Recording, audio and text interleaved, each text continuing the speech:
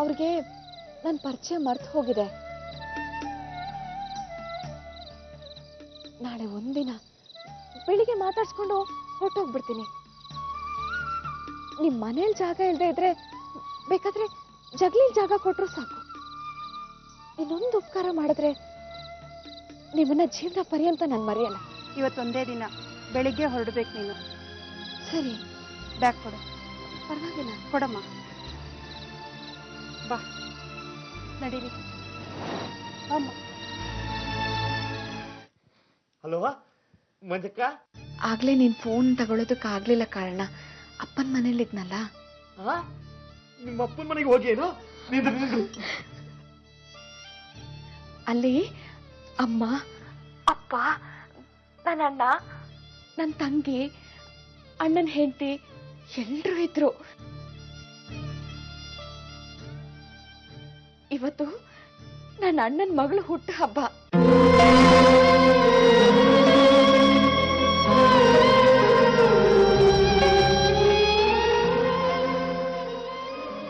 ದೊಡ್ಡ ಕುಟುಂಬ. ನನ್ನಪ್ಪ ತುಂಬಾ ದೊಡ್ಡ ಮನುಷ್ಯ. ಎಲ್ರಿಗೂ ನ್ಯಾಯ ಕೊಡೋ ಜಡ್ಜು. ನಿಮ್ಮ ಅಪ್ಪನ ಜೋಡಿ ಮಾತಾಡ್ದೇನವಾ? ಇಲ್ಲ ಕಾಳಣ್ಣ, ದೂರದಿಂದ ನಿಂತು ಎಲ್ರನ್ನೂ ಕಣ್ತುಂಬಾ ನೋಡ್ದೆ.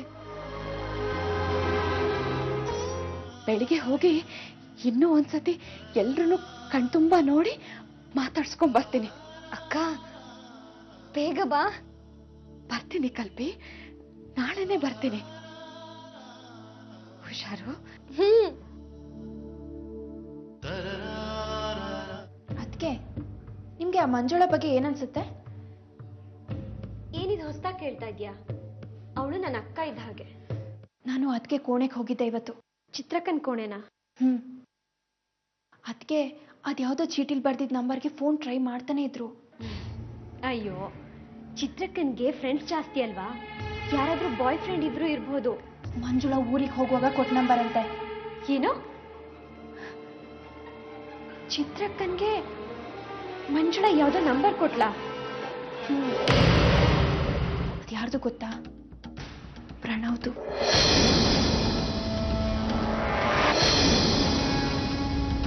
ಪ್ರಣವ್ ಬದುಕಿದಾನ?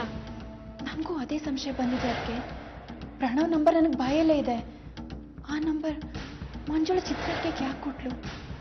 ಆ ನಂಬರ್ ಮಂಜುಳಗೆ ಹೇಗೆ ಸಿಕ್ತು? ಇದ್ರಲ್ಲೇನೋ ಮರ್ಮ ಇದೆ. ಅದಕ್ಕೆ ಹೌದು ಅಮಿತಾ, ಪ್ರಣವ್ ನಂಬರು ಮಂಜುಳನ ಹತ್ರ ಇದೆ ಅಂದ್ರೆ ಏನೋ ಇದೆ.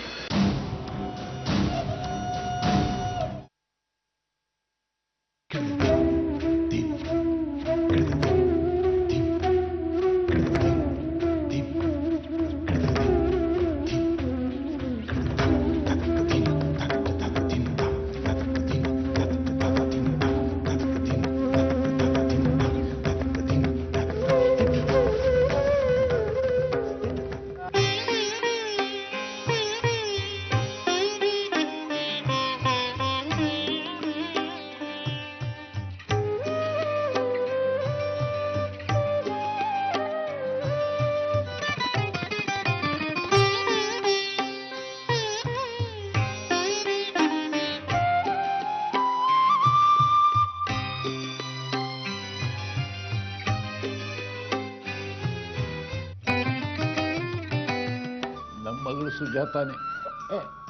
ಈಗ ಮಂಜುಳ ಹೆಸರು ಬದಲಾದ್ರೂ ಮಗಳ ಮಗಳೇ ತಾನೆ. ಇವತ್ತು ನಮ್ಮಲ್ಲಿ ಹಬ್ಬ ಆಚರಿಸ್ಬೇಕು. ಇಷ್ಟು ದೊಡ್ಡದ ನಿಧಿ ಸಿಕ್ಕಿರುವಾಗ ನಾನು ಏನ್ ಬೇಕಾದ್ರೂ ಮಾಡ್ತೀನಿ. ಇನ್ನು ನಮ್ಮನ್ ಬಿಟ್ಟು ನೀನು ಎಲ್ಲೂ ಹೋಗಲ್ಲ ತಾನೆ?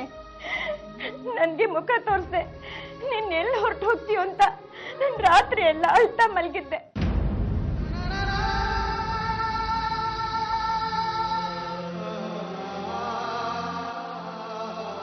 ತನನ ಧೀಂತ ತ್ವಂ ತನನ